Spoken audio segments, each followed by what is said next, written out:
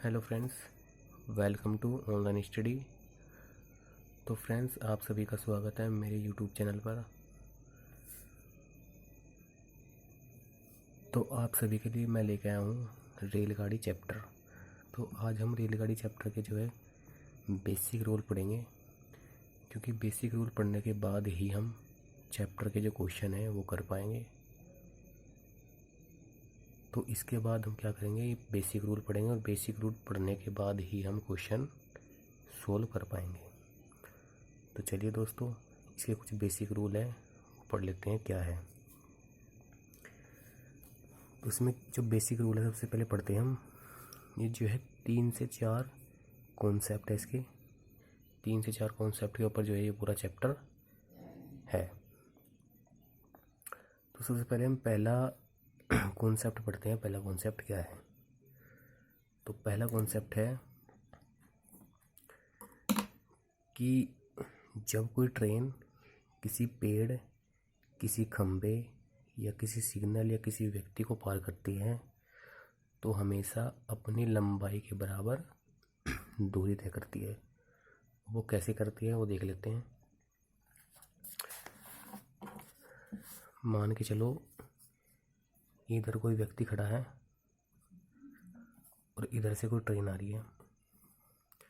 अब व्यक्ति की जो दूरी है वो बिल्कुल ज़ीरो है, क्योंकि इसकी कोई लंबाई नहीं है।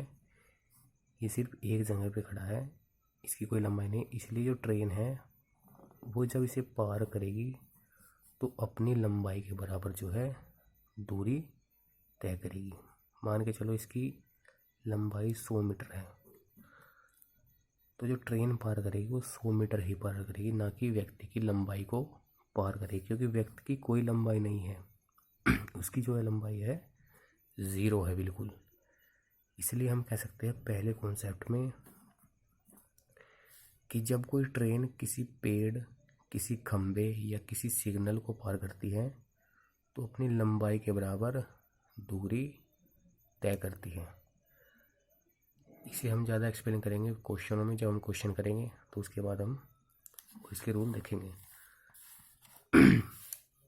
दूसरा कॉन्सेप्ट क्या है इसका? दूसरा कॉन्सेप्ट है कि जब कोई ट्रेन किसी पुल, किसी सुरंग, किसी ब्रिज या किसी प्लेटफॉर्म को आदि को पार करती है तो वो अपनी लंबाई के साथ साथ इन सभी लंबाई को भी जोड़कर चलती है, यानी इन सभी लंबाई को भी पार करती है। कैसे करती है वो भी देख लेते हैं। मान के चलो ट्रेन 100 मीटर लंबी है, किसी प्लेटफॉर्म को 5 मिनट में पार कर रही है, ठीक है। उसके बाद कोई प्लेटफॉर्म है वो 200 मीटर का है। जब ये ट्रेन अपनी लंबाई को पार करेगी और जब ये स्टेशन इससे प्लेटफॉर्म से गुजरेगी तो कहीं ना कहीं 100 प्लस 200 यानी ये प्लेटफॉर्म की लंबाई को जोड़ेगी तो करीब दूरी हो जाएगी 300 मीटर और समय हो जाएगा 5 मिनट। तो 5 × 30, इसकी चाल हो जाएगी 60 किलोमीटर प्रति घंटा। तो ऐसे जो है इसकी चाल आएगी। तो हमारा तीसरा कॉन्सेप्ट क्या है? तीसरा कॉन्सेप्ट क्या कहता है कि जब कोई ट्रेन किसी अन्य ट्रेन को पार करती है तो अपनी लंबाई के साथ साथ उस ट्रेन की लंबाई भी जुड़ जाती है। तो कैसे देखते हैं वो भी। मान के चलिए ट्रेन है कोई और पीछे से कोई ट्रेन आ रही है। जब इस ट्रेन ने इसको पार किया तो अपनी ट्रेन यानी अपनी लंबाई के साथ साथ उसने उस ट्रेन की लंबाई को भी पार किया, तो आपस में क्या हो जाती है, प्लस हो जाती है, यानी 100 = 100 यानी 200 मीटर हो जाती है। मान के चलो 100 मीटर की है और ये भी 100 मीटर की है, तो इनकी जो दूरी होगी वो 200 मीटर होगी। चलिए अब इसमें हम नेक्स्ट देख लेते हैं क्या है। ये हमने कर लिया तीसरा कॉन्सेप्ट। चौथा कॉन्सेप्ट क्या है कि जब कोई ट्रेन एक दूसरी ट्रेन को विपरीत दिशा से पार करती है। विपरीत दिशा क्या है? विपरीत दिशा मतलब कि एक ट्रेन जब इधर से आती है और एक ट्रेन जब इधर से आती है, यदि दो ट्रेन विपरीत दिशा से आ रही है तो उनकी जो लंबाई है वो प्लस होगी, और साथ में जो स्पीड है वो भी प्लस होगी। यानी अगर ये x किलोमीटर की स्पीड से आ रही है और ये y किलोमीटर स्पीड है तो स्पीड क्या होगी? x प्लस वाई किलोमीटर प्रति घंटा स्पीड होगी इन सब की। ऐसे इसमें एक दूसरा पॉइंट क्या है कि मान के चलो एक ट्रेन जा रही है, ठीक है, 60 किलोमीटर प्रति घंटे की स्पीड से,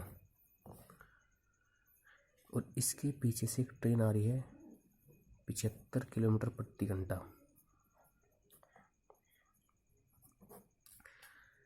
जब इस ट्रेन ने इसको पार किया तो इनकी जो स्पीड है वो हो जाएगी x माइनस वाई, यानी 75 माइनस 60 इक्वल टू 15। तो 15 किलोमीटर प्रति घंटा स्पीड हो जाएगी।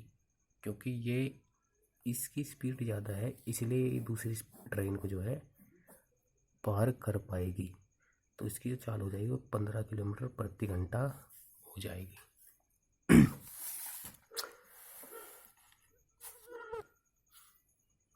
इसमें एक फॉर्मूला दिया होता है,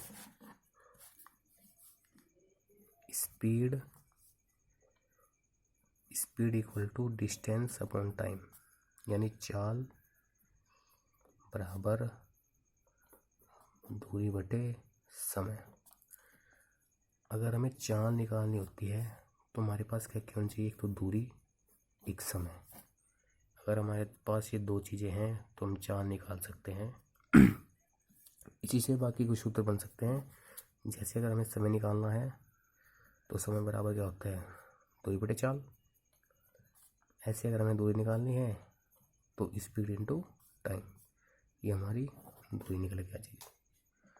तो यहाँ से हम ऐसे दूरी निकाल सकते हैं, ऐसे हम चाल और ऐसे समय। इसमें हमारा एक पॉइंट हो रह गया है कि मान के चलो कोई चाल दे दिया हमें 60 किलोमीटर प्रति घंटा, 60 किलोमीटर प्रति घंटा हमें चाल दे दी है। हमें इसको मीटर में बदलना है, यानी मीटर प्रति सेकंड में हमें इसको बदलना है मीटर प्रति सेकंड। तो हम क्या करेंगे? 60 इंटू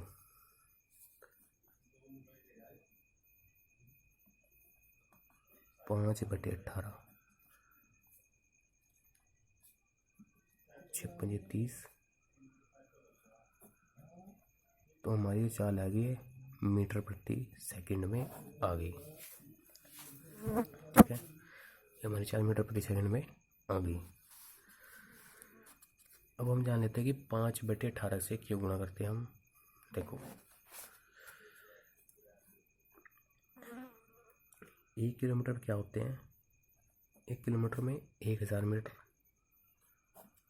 ठीक है, और 1 घंटे में 60 मिनट और 1 मिनट में 60 सेकंड। तो टोटल हो जाते हैं 1000/3600। तो उससे हम काट लेते हैं, 2 जीरो से 2 जीरो कट जाती है। अगर मैं इसे 2 से काटूँ, 2×5=10 और 2×1=2 और 2/16, इसलिए हम डायरेक्ट 5/18 से गुणा कर देते हैं। तो दोस्तों आज ये थी आपका बेसिक रूल ट्रेन का। तो मेरी वीडियो आपको कैसी लगी प्लीज़ कमेंट करके ज़रूर बताना, और इस वीडियो को शेयर करना, सब्सक्राइब हमारे चैनल को ज़रूर करना। धन्यवाद।